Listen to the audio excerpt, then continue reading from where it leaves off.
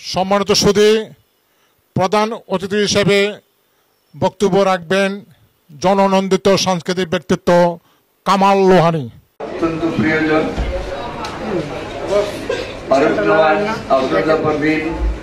এবং অন্যান্য যারা অংশগ্রহণ করেছেন, উদ্বোধক হায়াত মাহমুদ, আরেকজন বরেণ্য সাহিত্যিক এবং শিক্ষক, এবং আপনারা যারা উপস্থিত হয়েছেন তারা, বিশেষ করে যারা আজকে পুরস্কৃত হলেন তাদেরকে আমি অভিনন্দন জানাই। প্রথমেই একটি কথা বলা দরকার, এটা আপনারাও বলেছেন এবং উপলব্ধি করছেন ইতিমধ্যেই, সেটি হলো এই শাহজাহান আবদালীর একদিকে যেমন অভিনবত্ব বলবো, তেমনি আবার একটি সৃজনশীল এই যে পুরস্কার প্রদানের অনুষ্ঠান, এবং যে পুরস্কারটি তিনি দিচ্ছেন সেবা বধূ হিসেবে, এটি আমার মনে হয় একটি অসাধারণ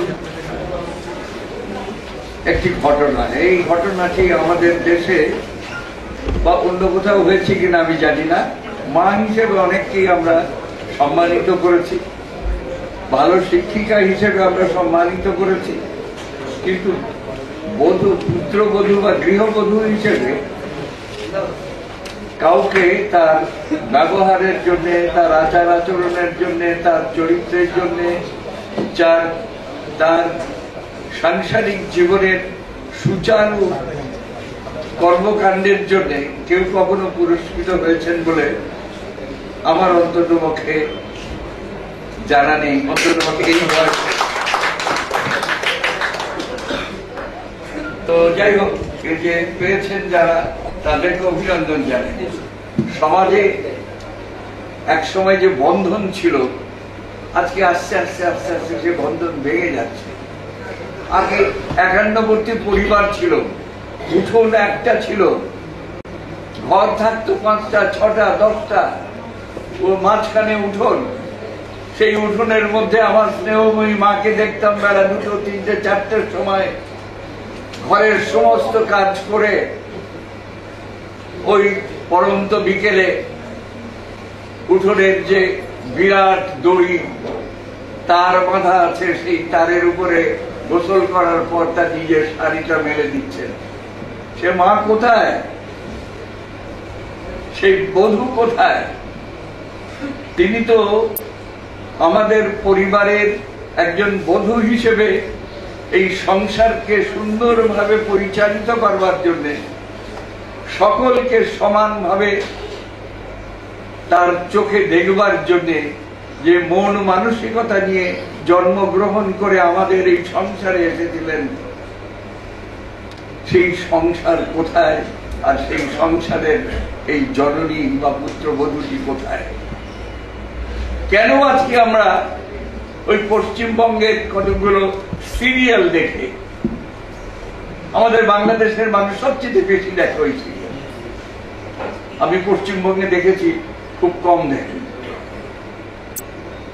এই যে সিরিয়াল একটার পর একটা দেখায়, সেগুলোতে দেখবেন সংসারের মধ্যে আটল ধরানোর জন্য, পারস্পরিক সম্পর্ককে ধ্বংস করার জন্য, কূটনীতিপনা শেখানোর জন্য, একে অপরের বিরুদ্ধে চরিত্র হরণ করার জন্য নানা ধরনের কৌশলে গল্পগুলোকে তুলে ধরে যারা দর্শক তাদেরকে আকৃষ্ট করার চেষ্টা করে। কিন্তু এই করতে গিয়ে পয়সা আয় হয়তো করছেন, কিন্তু সমাজটাকে যে ক্ষয় করছেন সেদিকে খেয়াল নেই।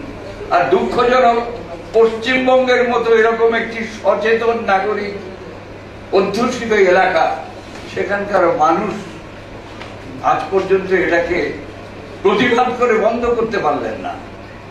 আমরা কিন্তু দেখছি এমন জিনিস, ওখানে তো আমাদের চেয়ে অনেক বেশি সচেতন বিবেকবান মানুষ আছে, রাজনৈতিকভাবে ঋদ্ধ মানুষ আছে, তারপরেও কেন এই জিনিসটি হয় আমি জানি না। এটা আমাদেরকে, আমাদের দেশের, আপনি গৃহবধূদেরকে জিজ্ঞেস করবেন, সারাদিন রান্নার কাজ করে ঘরের কাজ করে ছেলে মেয়েদের স্কুল পড়াশোনা করিয়ে সব কিছু করার পরে সন্ধ্যের পর তিনি যখন টেলিভিশনটা বলেন তখন বাংলাদেশে কি ঘটেছে ওটা দেখেন না, অধিকাংশই দেখেন ওই পশ্চিমবঙ্গের সিরিয়াল।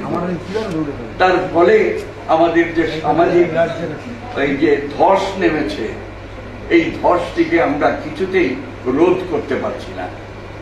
বন্ধুরা, আজকে আমার কাছে এই আবদালির এই যে অসাধারণ একটি কাজ, এই পুরস্কার দেয়া এবং বিভিন্ন জায়গা থেকে খুঁজে বের করে যেভাবে আজকে আপনাদের যারা পুরস্কৃত করেন আপনাদেরকে এখানে নিয়ে এসে এভাবে আমাদের সবার সামনে তুলে ধরলেন এবং পুরস্কৃত করে আজকে সমাজের কাছে এবং জাতির কাছে আপনাদেরকে পরিচিত করলেন একজন সেবক হিসেবে এবং সত্যিকার অর্থেই একটি সংসারের গৃহলক্ষ্মী হিসেবে এটি আমার কাছে অসাধারণ বলে মনে হচ্ছে। এবং এই ধরনের কাজ যদি চলতে থাকে আমার মনে হয় এটাকে একটি সামাজিক আন্দোলনে পরিণত করা দরকার। এটা আন্দোলনের মধ্যে দিয়েই আমরা বোধহয় আমাদের যে সংসারগুলো, আমাদের যে পরিবারগুলোতে ভাঙন দেখা দিচ্ছে, এগুলোকে আমরা রোধ করতে পারবো।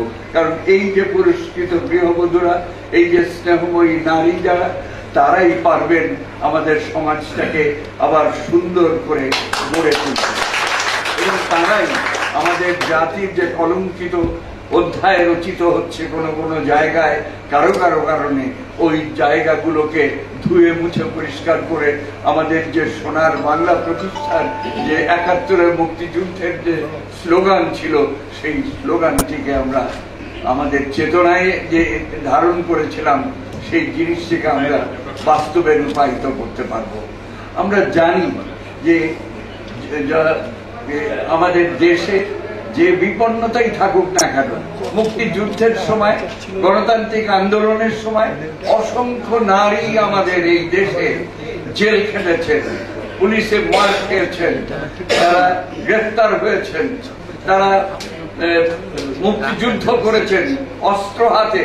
এমনকি একজন তো অন্তত পক্ষে আমাদের সামনে দৃষ্টান্ত স্থাপন করেছেন যে একটি যুবতী মেয়ে ছেলের পোশাক পরে যুদ্ধ করেছে ছেলেদের সঙ্গে, একমাত্র নারী, মারা গেছেন যদিও, কিন্তু আজও পর্যন্ত রাষ্ট্র তাকে কোন রকমের সম্মান দিতে পারে না। কি দুর্ভাগ্য আমাদের! একমাত্র মেয়ে যে পুরুষের বেশে পুরুষের সঙ্গে লড়াই করেছে রণাঙ্গনে, আমরা তাকে আজ পর্যন্ত সম্মান জানাতে পারি নাই।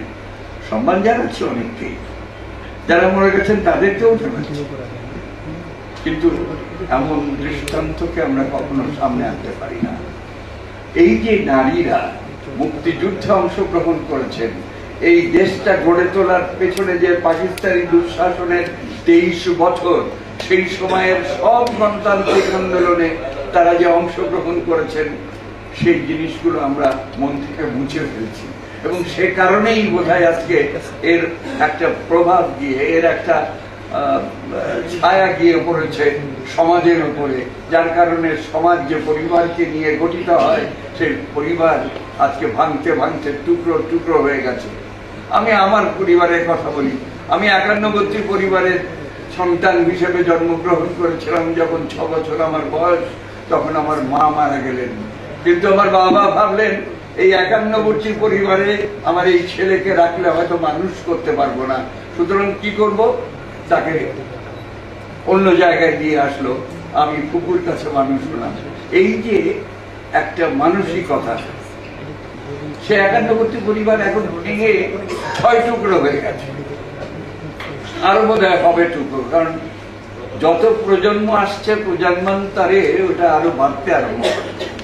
কি দুঃখ দেখেন, এক বড় চাচার হুকুমে আমাদের সমস্ত পরিবারটা চলত, এখন সমস্ত ছোট ছোট ভাইরা নিজ নিজ পরিবার নিয়ে বসবাস করছে, আনন্দে আছে হয়তো বা, কিন্তু সেই যে ৫১ পরিবারের স্বাদ, সেই আমরা পাচ্ছি।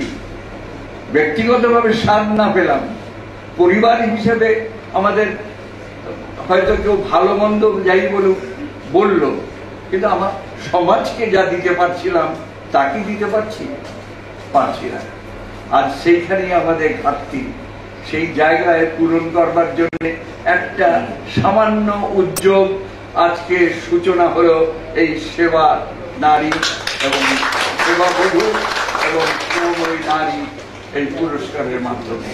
আমি এই জন্য শাহজাহান আবদুল্লাহকে ধন্যবাদ জানাই এই জন্য যে তার সাহস আছে এবং সাহসের সঙ্গে তিনি এককভাবে এবং কিছু বন্ধুদের সঙ্গে নিয়ে এই কাজটি করবার জন্য উদ্যোগ গ্রহণ করেছিলেন এবং তারই পরিণতিতে আজকে আমরা এই হলের ভেতরে কিছু লোকজন দেখতে পাচ্ছি। আমি এটুকু বলতে পারি যে যদি চলতে থাকে তাহলে এটা আরো অনেক বাড়বে।